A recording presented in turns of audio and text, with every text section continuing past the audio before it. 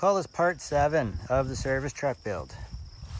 For those that haven't been following, this is a 90 Dodge W350 cab and chassis truck. So it's got a 9-inch frame, which is 2 inches taller than a regular 1-ton, and a 4-inch longer wheelbase.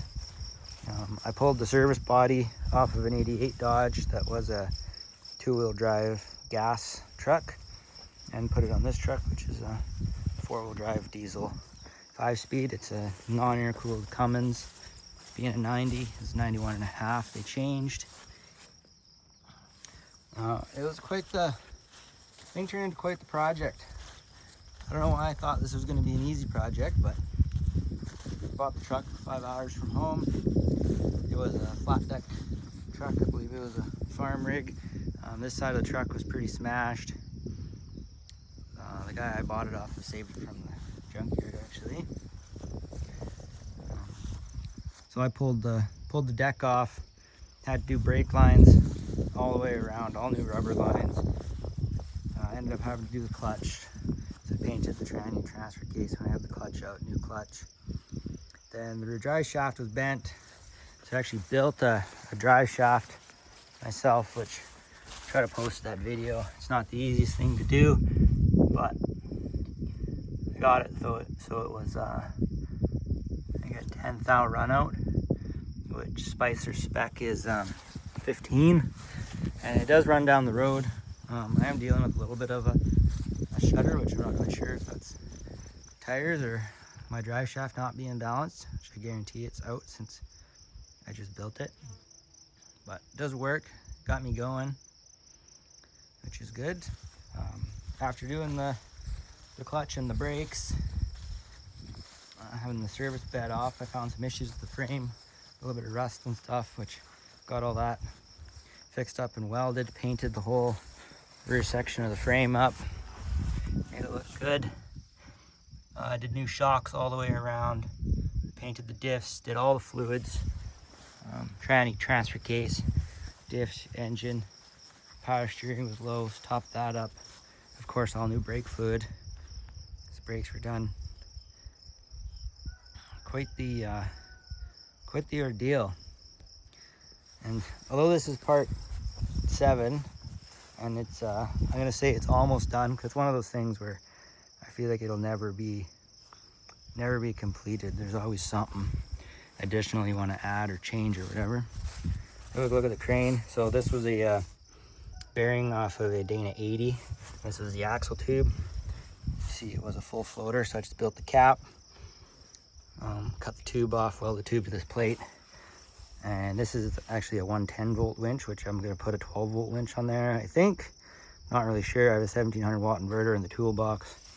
And then I added a snatch to double my pulling power.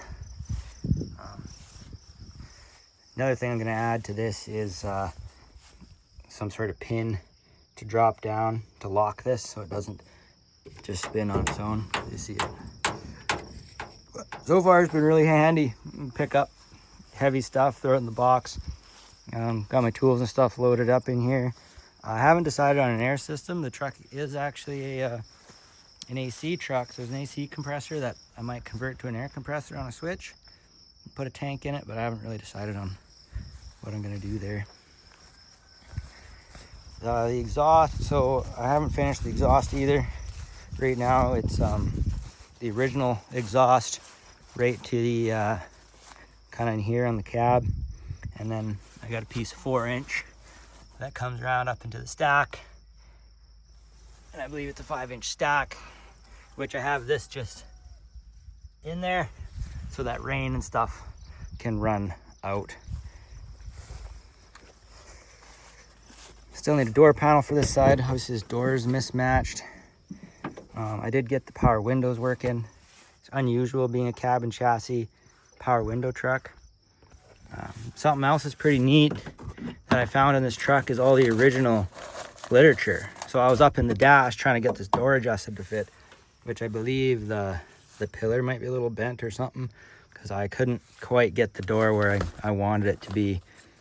It took quite a bit of work to make it fit, but not sure if I can find it here. But in here I found the original window sticker from when the thing was new. So all the original sound system literature. There was a note in here with the weights from the scale. I think this is the window sticker. So this shows the price and all the options when the truck came from the dealer, which I've never actually seen one of these before on a truck of this age. And being a cab and chassis truck that still has this is just wild to me. But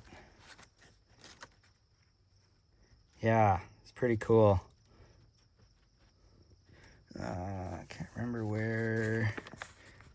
So yeah, they have the base price blacked out, but you can see it used to say $20,300.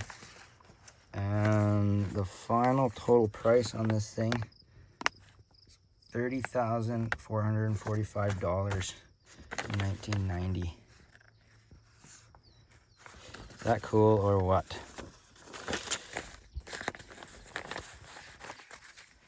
So yeah, I don't know, finding this stuff I thought was pretty neat.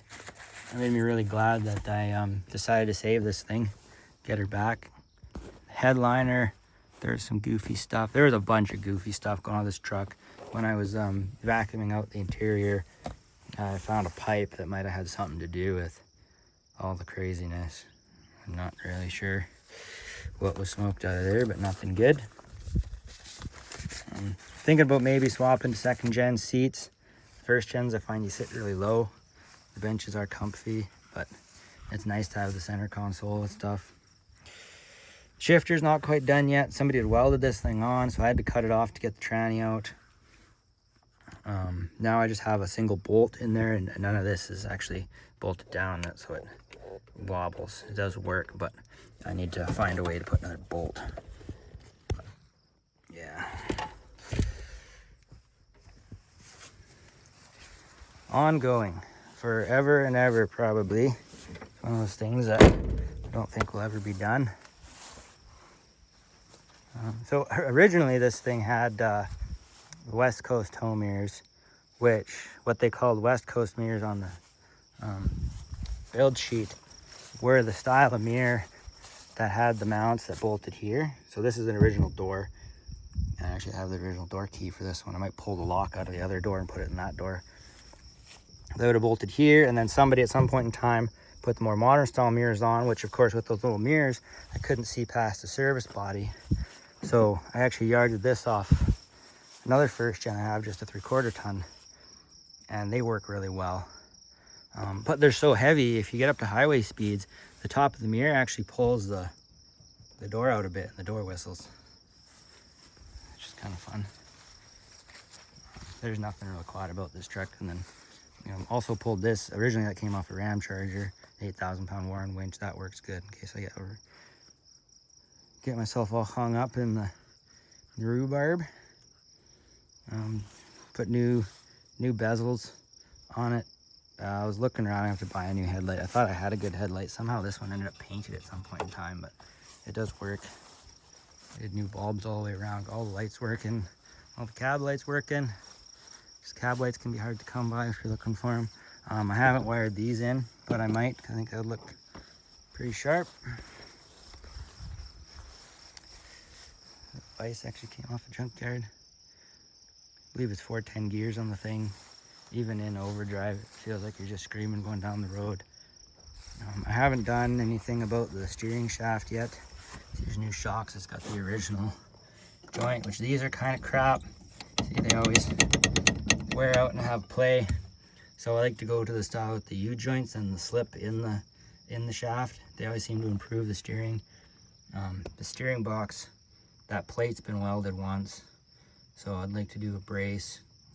You can buy braces similar to what the two-wheel drive trucks have that bolt to the back, and then just go to that cross member into the rad. So that's on the to-do list as well. I'd like to put a ram's head on it because I believe 90 and a half and 91. Maybe it was an option to have the ram's head, I'm not sure. But I think it would look good to have it on there. The windowsills starting to rust a little, unfortunately. And the rocker panels, probably do those. Pretty low on the priority list. But the cab is quite good otherwise. Floors are good. These fenders are all really good. I'll show you this trim actually came off a Ram Charger. I didn't have a piece of trim, so I cut it to make it fit. And I put self tappers because the original plastic pieces were all busted and I didn't want to lose it. I've already done a little bit of work with it. Torches set up in the side cabinet. Helped the guy fix the dump trailer. I'm thinking, being a first gen and all mechanical standard, the thing will be as reliable as they come. I hope, anyway. I already had a voltage regulator fail and blow my battery up once. Typical.